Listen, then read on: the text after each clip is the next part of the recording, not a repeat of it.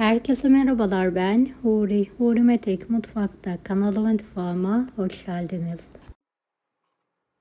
Tam kıvamında sıvı yağlı muhteşem bir irmik helvası tarifi hazırlıyorum.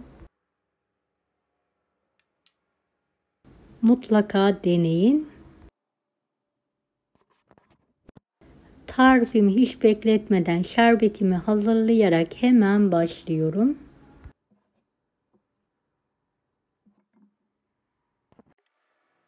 1,5 su bardağı toz şeker, 3 su bardağı suyu geniş bir kabın içine alalım.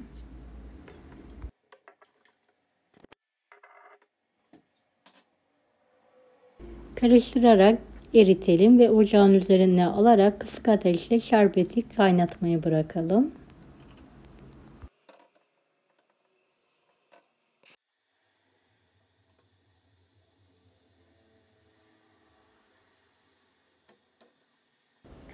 Bir su bardağı sıvı yağını geniş bir tavanın veya tencerenin içine alarak ısıtmaya bırakalım. 2 su bardağı irmiği ekleyelim. Sürekli karıştırarak rengi ve kokusu çıkana kadar kavuralım.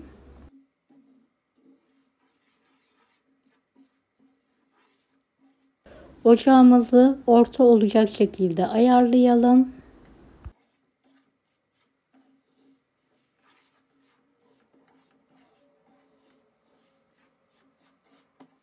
Sabırla karıştırarak kavurma işlemine devam edelim.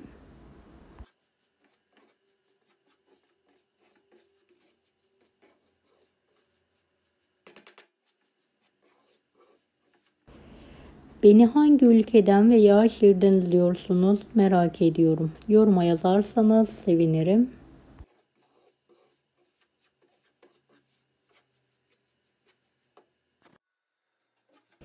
Evet, gördüğünüz gibi artık rengi hafif hafif değişmeye başladı.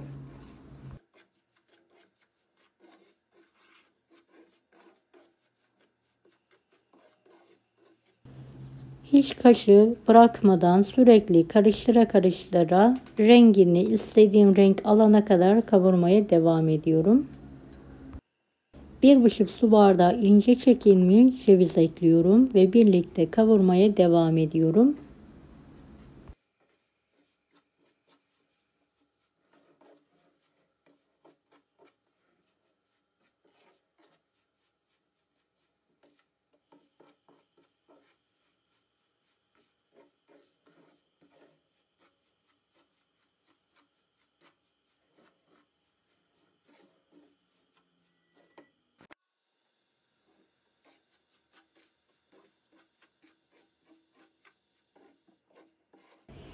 Helva işi biraz sabır işidir.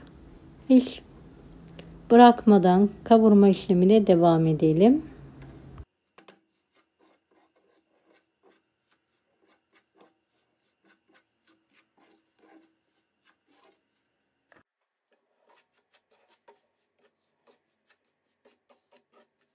Evet, gördüğünüz gibi artık irmiğin rengi değişti ve kokusu da değişti. Altını kısık olacak şekilde ayarlıyorum ve dikkatli bir şekilde şerbeti azar azar dökerek veriyorum.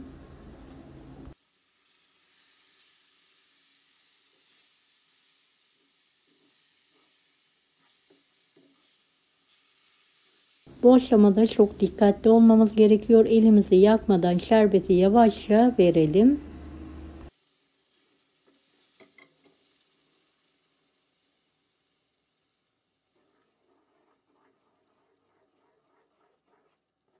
Şerbetin hepsini verdikten sonra karıştırıyorum.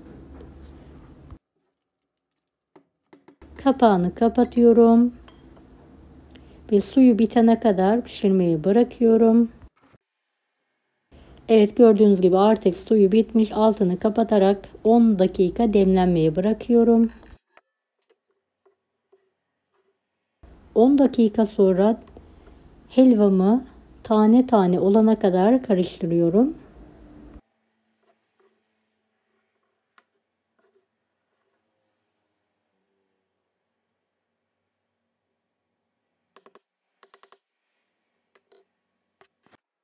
Evet, irmik helvam tam kıvamında oldu. Lezzeti muhteşem.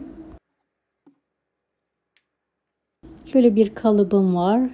Kaşık yardımıyla bastırarak dolduruyorum.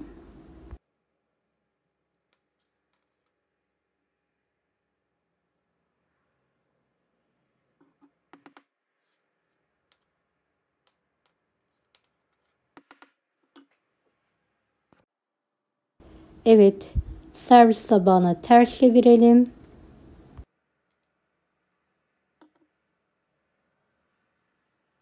Helvam yemeğe hazır. Dilerseniz yanında dondurmayla da ikram edebilirsiniz. Evet, gördüğünüz gibi kıvamı da muhteşem oldu.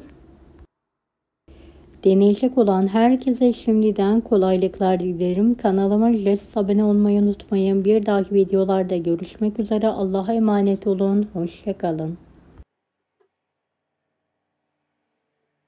Daha farklı tarifler için bunları da izlemeyi unutmayınız. Kolay gelsin herkese.